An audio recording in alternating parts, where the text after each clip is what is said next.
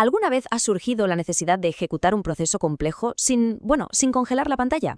Es un clásico, ¿verdad? Se guarda un registro y todo se para. La persona que lo usa se queda mirando una ruedecita que gira y la experiencia pues se va al traste. Si esta situación suena familiar, este es el sitio correcto, porque hoy vamos a analizar la solución perfecta para este problema. Hoy vamos a meternos de lleno con una de las herramientas más potentes y flexibles que tenemos en Salesforce, el Queuable Apex. Y esto no es una lección cualquiera, ¿eh? Vamos a tratarlo como la guía definitiva para entender no solo el cómo funciona, sino el por qué es tan crucial para crear aplicaciones que sean de verdad robustas y eficientes. Aquí tenemos la hoja de ruta para hoy. Primero vamos a entender bien el problema de fondo. Después nos pondremos el mono de trabajo y diseccionaremos el código pieza por pieza. Veremos sus capacidades más avanzadas, esos superpoderes que tiene. Luego lo compararemos con otras alternativas para saber cuándo usarlo y, para rematar, lo pondremos todo en práctica con un ejercicio completo. Así no quedará ni una sola duda. Venga, pues empezamos por el principio, el desafío y la solución. Porque antes de saltar a escribir código, es fundamental entender el por qué existe esta herramienta. A ver, este es el escenario de pesadilla que queremos evitar a toda costa. Procesos que tardan una eternidad, como lógicas de negocios súper complejas, o esas llamadas a sistemas externos que, seamos sinceros, nunca se sabe cuánto van a tardar. Si todo esto se hace en tiempo real, el impacto es directo en quien usa la aplicación. Y eso crea esa frustración, esa sensación de lentitud que nadie quiere. Y aquí entra nuestra solución. Queuable Apex. Me encanta esta analogía que vemos. No es una herramienta simple como @Future, que es más antiguo y tiene sus limitaciones, pero tampoco es la maquinaria pesada de Batch Apex que está pensada para mover cantidades de datos gigantescas. No, el Queuable es como una navaja suiza, súper versátil, potente y sobre todo el punto medio perfecto para la mayoría de procesos asíncronos del día a día. Pasamos a la segunda sección, anatomía de un Queuable. Venga, ahora sí, vamos a abrir el capo y a mancharnos las manos con el código para entender cómo está construido este motor por dentro. Todo, absolutamente todo, empieza con un contrato. Al escribir Implements Queryable, estamos haciendo una promesa formal a Salesforce. Es como decirle, oye Salesforce, esta clase de aquí se compromete a seguir todas las reglas de un proceso que se puede poner en cola. Te doy permiso para que la ejecutes cuando puedas, en segundo plano. Es la firma que lo pone todo en marcha. Y dentro de ese contrato hay una cláusula que es innegociable, el método execute. Este es el corazón de todo, el motor donde ocurre la magia. Toda la lógica que queremos que se ejecute en segundo plano tiene que vivir aquí. Y ojo, un detalle clave, el parámetro contexto. Esto es oro puro, de verdad. Nos da información sobre el trabajo, como su ID, algo súper útil para poder monitorizar qué está pasando por detrás. Bien, aquí tenemos el plano completo. Vamos a verlo con calma. Primero, el contrato. Arriba del todo, el Implements Queuable que ya conocemos. Segundo, las variables. Fijaos en Private List Accounts. Aquí es donde vamos a guardar los datos que necesita el proceso. Tercero, el constructor. Esta parte es la puerta de entrada. El public actualizar cuentas Queuable. Así es como le pasamos los datos desde fuera al proceso asíncrono. Y cuarto, el motor. El método execute. Coge los datos que le hemos pasado y hace el trabajo. Esta estructura, por cierto, es una de sus grandes ventajas frente a Future, porque nos deja pasar objetos complejos de forma súper limpia. Y una vez que tenemos nuestra clase lista, ¿cómo la ponemos a funcionar? Pues es increíblemente fácil. Creamos una instancia, le pasamos los datos que necesita y luego con una sola línea de código, system.encubejob, la lanzamos. Y ya está. A partir de aquí, nuestro trabajo ha terminado. Salesforce se encarga de todo lo venas, buscando el mejor momento para ejecutarlo sin molestar a nadie. Venga, que ahora viene lo bueno. Sección 3, superpoderes en acción. Ya sabemos cómo funciona. Ahora vamos a ver qué es lo que lo hace tan especial. El primer superpoder es el encadenamiento. Esto es genial. Un trabajo Queuable puede lanzar a otro y ese a otro, creando una secuencia. Perfecto para procesos que tienen varios pasos. Pero mucho ojo aquí. Hay una regla de oro que no se puede olvidar.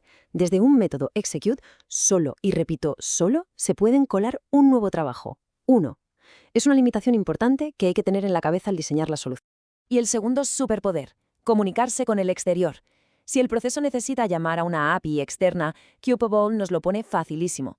Nos podemos olvidar de las anotaciones antiguas como @future, callouts igual true. Aquí simplemente añadimos una segunda interfaz, database.allowsCallouts. Y listo. Es un enfoque mucho más limpio, más moderno, que deja clarísima la intención del código desde el primer vistazo. Muy bien, vamos con la sección 4, panorama estratégico. Ya conocemos la herramienta, así que ahora toca pensar como estrategas y compararla con las alternativas para saber exactamente cuándo debemos usarla. Empecemos con el clásico. Qable contra @future. Si miramos la tabla, la diferencia es, bueno, es que no hay color. Pasar objetos complejos, Qable sí, @future no. Encadenar trabajos uno detrás de otro, Qable sí, @future no. Y tener un ID para saber qué ha pasado con el trabajo, de nuevo, Qable sí, @future no. La conclusión es clara. Qable es el estándar moderno. A día de hoy, @future es tecnología del pasado. Ahora, vamos a compararlo con el peso pesado. Batch Apex. Si Qable era la navaja suiza, Batch Apex es la excavadora. La palabra clave aquí es la escala. Para un volumen de datos medio, Qable es perfecto, es ágil, es eficiente. Pero cuando hablamos de procesar cientos de miles o millones de registros, necesitamos la fuerza bruta y la estructura que solo nos da Batch Apex. La regla es simple: no se usa una grúa para levantar una caja de herramientas. Y aquí tenemos la guía rápida, la chuleta que hay que tener siempre a mano. ¿Cuándo usamos Qable? Pues cuando se necesita flexibilidad, cuando queremos encadenar procesos o para modernizar un @future antiguo, siempre que no hablemos de una barbaridad de datos.